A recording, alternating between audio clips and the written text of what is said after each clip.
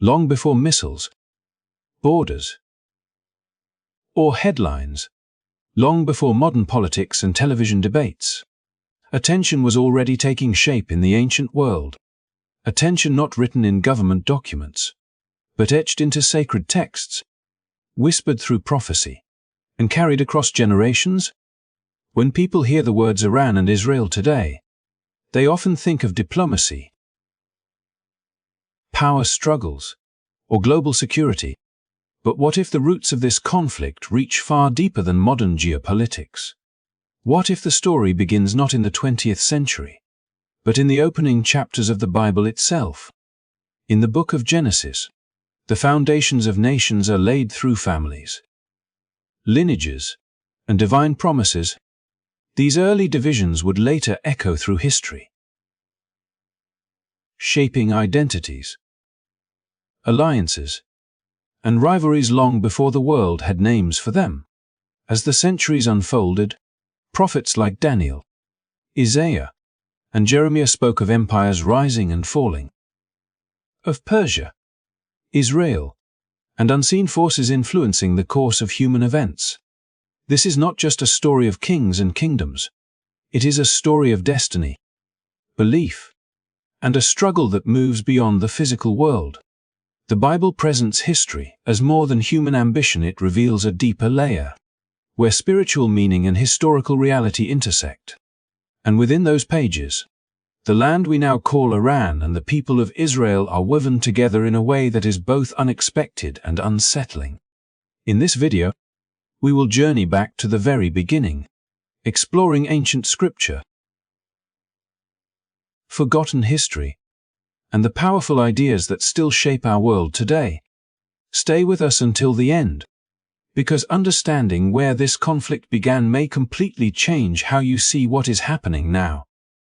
If you find this kind of biblical storytelling meaningful, do not forget to like the video, subscribe to the channel, and turn on notifications so you won't miss what comes next. To understand how this ancient tension began, we must return to a time when nations were not defined by borders, but by families, names, and memory.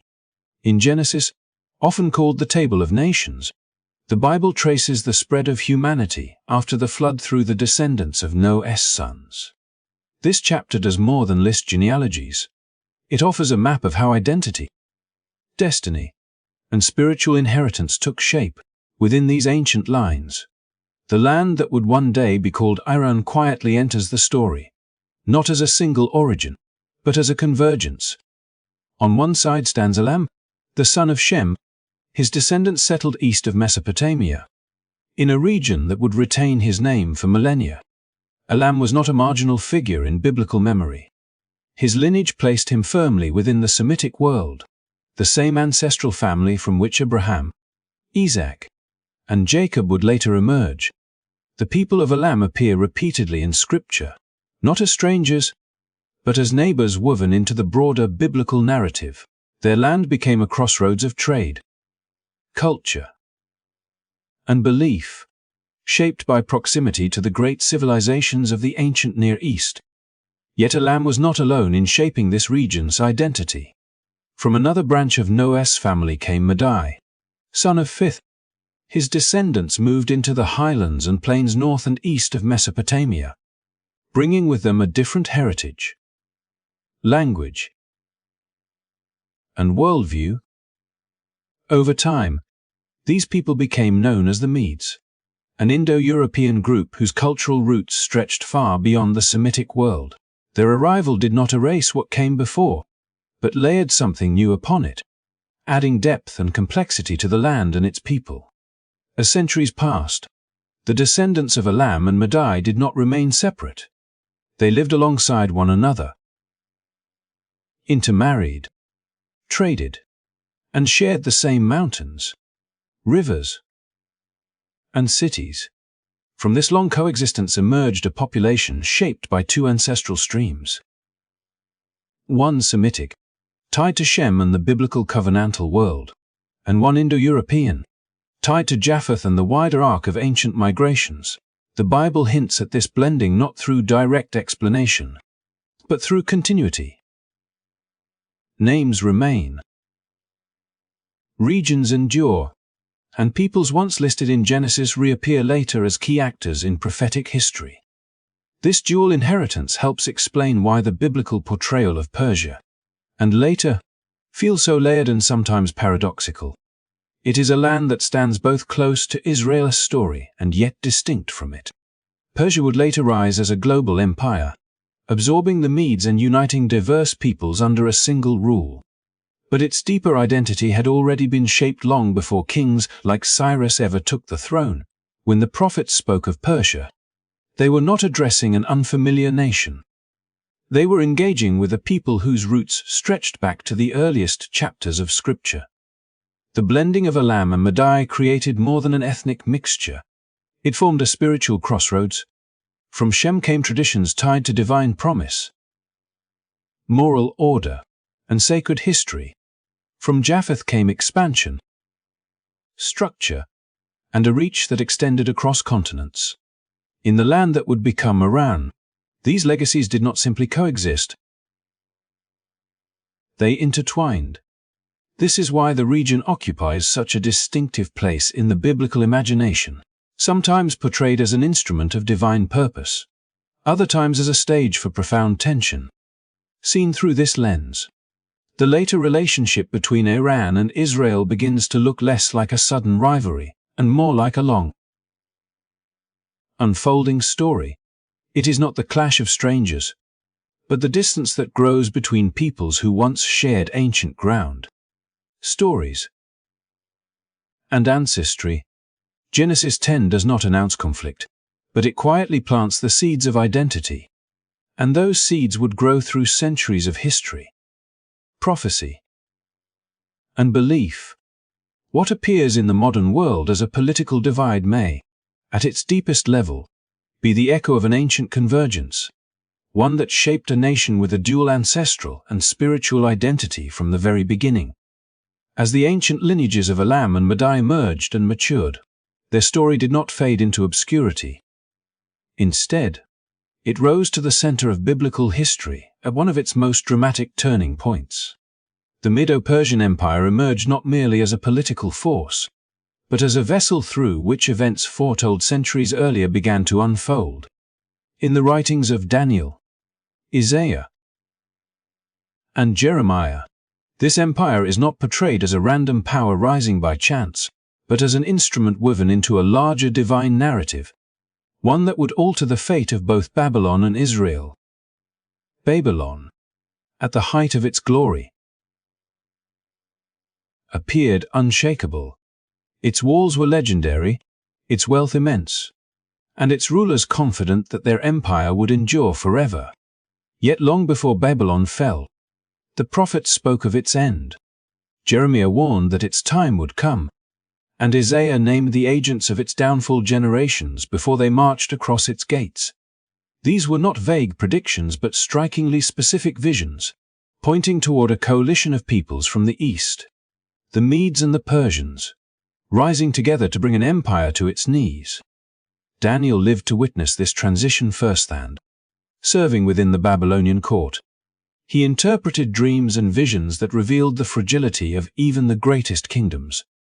In one of the most haunting scenes recorded in Scripture, a mysterious message appears during a royal feast, announcing that Babylon's days are numbered and that its power would be given to the Medes and the Persians. That very night, history shifted. Babylon fell not through prolonged siege, but through sudden collapse, as if history itself had been waiting for a signal to move forward.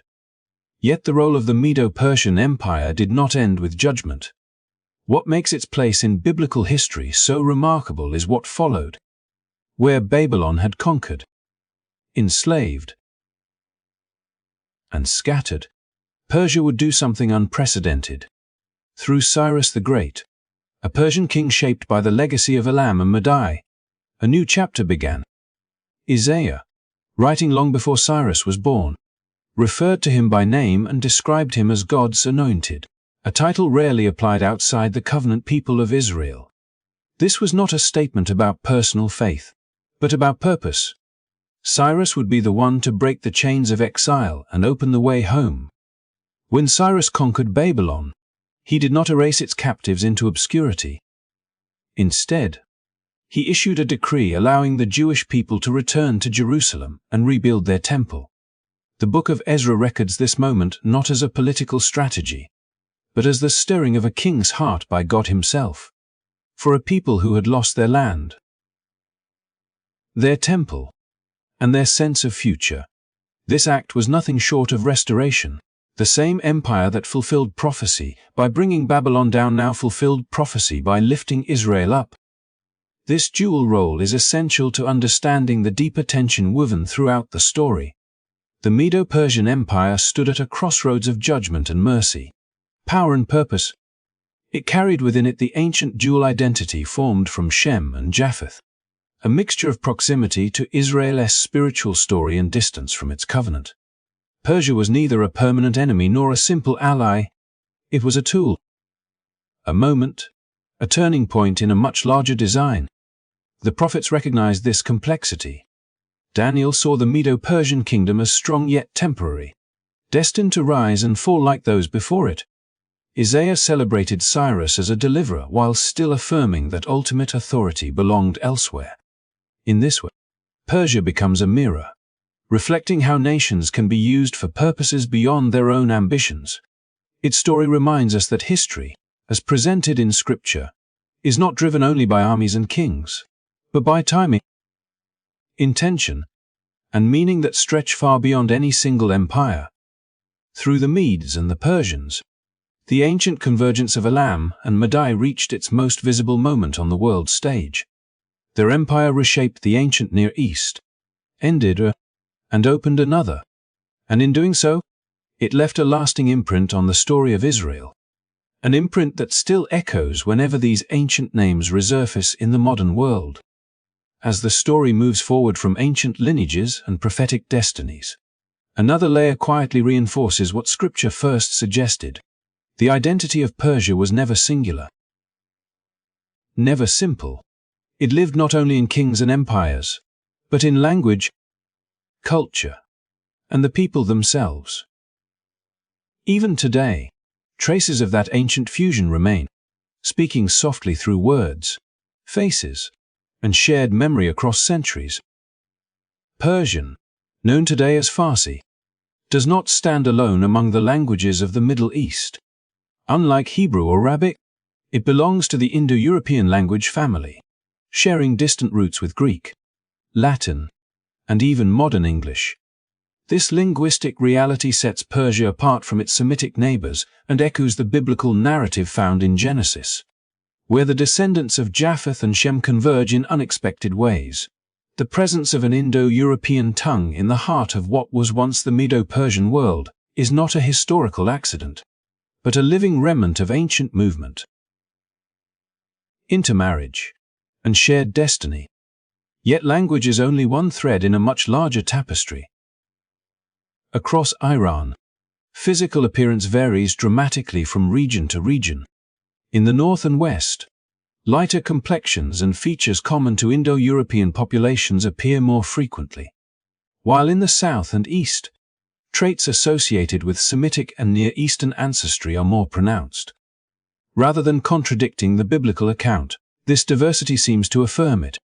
Persia was never described as a people born from a single bloodline, but as a nation formed at the crossroads of civilizations, where lineages met and identities blended without fully dissolving into one another. Ancient historians observed this as well.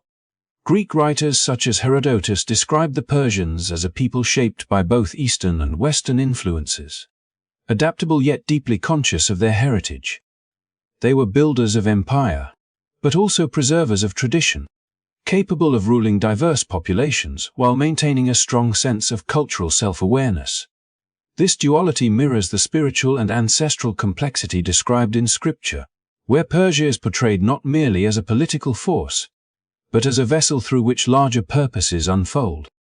Even genetic studies conducted in modern times suggest continuity rather than replacement. Iran's population reflects layers of migration rather than a single dominant origin. reinforcing the idea of an enduring fusion rather than a fractured past. These findings do not stand in opposition to the biblical story. Instead, they quietly align with it, offering a scientific echo of an ancient narrative written long before modern tools existed to measure ancestry. What makes this fusion especially significant is not simply that it occurred, but that it endured. Empires rose and fell. Religions spread, and borders shifted. Yet the core complexity of Persian identity remained intact. This persistence allowed Persia to play a unique role in biblical history, distinct from surrounding powers. Unlike Babylon or Assyria, Persia is remembered not primarily for destruction, but for restoration, for order, and for a sense of measured authority. That character may well be rooted in its blended origins, a people shaped by both unity and contrast. As the story continues to unfold, this ancient fusion helps explain why Persia occupies such a paradoxical place in biblical narrative, respected yet mysterious, powerful yet restrained. Its people were neither entirely of the Semitic world nor fully separate from it. And this in-between identity allowed Persia to move differently on the stage of history. Language, culture, and physical diversity become more than academic observations. They become living witnesses to a story first hinted at in Scripture and still visible today. In this way, the legacy of Japheth and Shem does not remain confined to ancient genealogies. It lives on in the sound of spoken words, in the faces of a people, and in the enduring sense that Persia was always meant to be more than one thing at once, standing as a bridge between worlds, cultures, and destinies. As the narrative deepens, the story shifts from what can be seen and measured to what remains unseen, yet profoundly influential. After tracing ancient bloodlines, empires, languages, and identity, the biblical account opens a rare window into a dimension that exists beyond kings and armies. In the book of Daniel, Persia is no longer only a historical power or a cultural bridge between worlds. It becomes the setting for a revelation that suggests history itself may be shaped by forces operating behind the veil of human awareness. Daniel records a moment of intense spiritual tension during a time of prayer and fasting, when an angelic messenger finally arrives with an explanation that is both startling and revealing. The delay, the messenger says, was not caused by distance or time, but by resistance from the prince of Persia. This figure is not presented as a human ruler, nor as a symbolic metaphor, but as a powerful spiritual authority connected to the Persian realm. The implication is unmistakable. Earthly kingdoms may be influenced, guided, or opposed by spiritual powers whose struggles unfold far beyond visible events. This revelation does not contradict the earlier portrayal of Persia as an instrument used by God, but rather adds complexity to it. Persia, shaped by a fusion of lineages and entrusted with a role in restoring Israel, is also depicted as a territory where unseen resistance operates. The same empire that enabled return and rebuilding was not spiritually neutral ground. Instead, it existed within a larger cosmic tension, where purpose and opposition coexisted, influencing the flow of history in subtle yet significant ways. The presence of the Prince of Persia suggests that nations are more than collections of people and policies. They carry spiritual identities that develop over time, shaped by belief systems, cultural values, and historical choices. Just as Persia's dual ancestry produced a unique national character, its spiritual dimension reflected an ongoing struggle between alignment and resistance. This does not cast Persia as inherently corrupt or condemned, but rather as a contested space, one where influence was continuously negotiated beyond the reach of human rulers. What makes this moment in Daniel especially striking is its restraint. The text does not dwell on spectacle, nor does it glorify conflict. Instead, it calmly reveals that prayer itself participates in a larger reality, one where patience, endurance, and faith intersect with forces unseen. The struggle described is not about domination, but about delay, resistance, and perseverance, reminding the reader that outcomes in history may hinge on more than strategy or strength.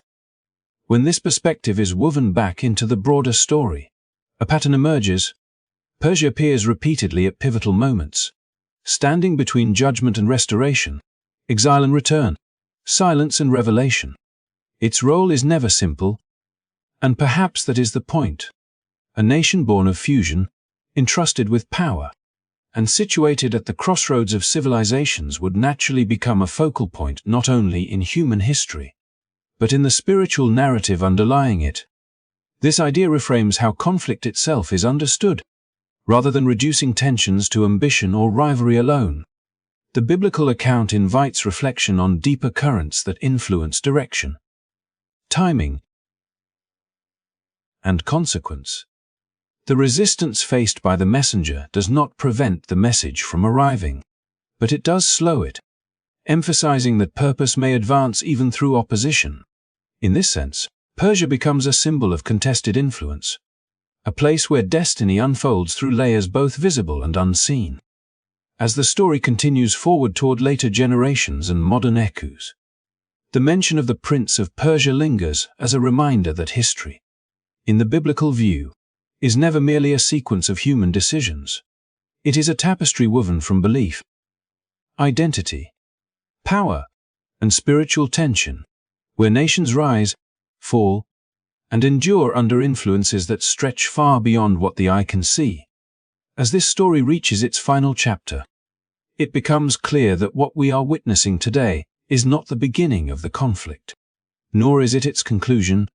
From the earliest pages of Genesis to the visions of Daniel, from the rise of empires to the persistence of identity, the biblical narrative presents a reality far more layered than modern headlines suggest. The tensions associated with Persia, known today as Iran, are framed not as a simple struggle between nations, but as part of a much older and deeper story that continues to unfold across time. Scripture does not portray Persia as a one-dimensional force. It is shown as a nation shaped by fusion, entrusted with authority, and repeatedly placed at critical turning points in history. Through Cyrus the Great, Persia became an unexpected agent of mercy, allowing the return of exiles and the rebuilding of what had been destroyed. At the same time, the book of Daniel reveals that Persia existed within a realm of spiritual tension, influenced by forces that resisted divine purpose even as that purpose ultimately prevailed. These two truths exist side by side, not in contradiction, but in complexity. This perspective challenges the instinct to simplify. It suggests that ancient spiritual struggles do not disappear with the passing of empires, but adapt, echoing through generations in new forms. Yet it also reminds us that history is not driven by conflict alone.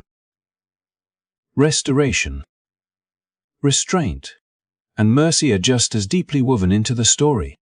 Persia's legacy includes both resistance and release, opposition and provision, delay and deliverance. The biblical account leaves room for transformation, refusing to reduce an entire people or nation to a single role. Seen through this lens, the present moment feels less like a final confrontation and more like an unfinished chapter. The story is still being written, shaped by choices, beliefs, and forces both visible and unseen. Scripture never suggests that ancient destinies are frozen in time.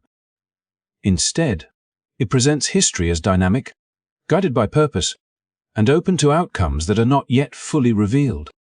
This is why the narrative matters, not to assign blame, and not to predict outcomes with certainty, but to understand that the past continues to speak into the present. The Bible's portrayal of Persia invites reflection rather than fear, depth rather than reaction. It reminds us that even in the midst of tension, the possibility of mercy has appeared before, often when it was least expected. Thank you for staying with this journey from ancient scripture to modern reflection. If this exploration helped you see history, faith, and conflict through a deeper lens, please take a moment to like the video, subscribe to the channel, and turn on notifications. Your support helps keep these stories alive. Explored thoughtfully. and shared with others who are searching for meaning beneath the surface.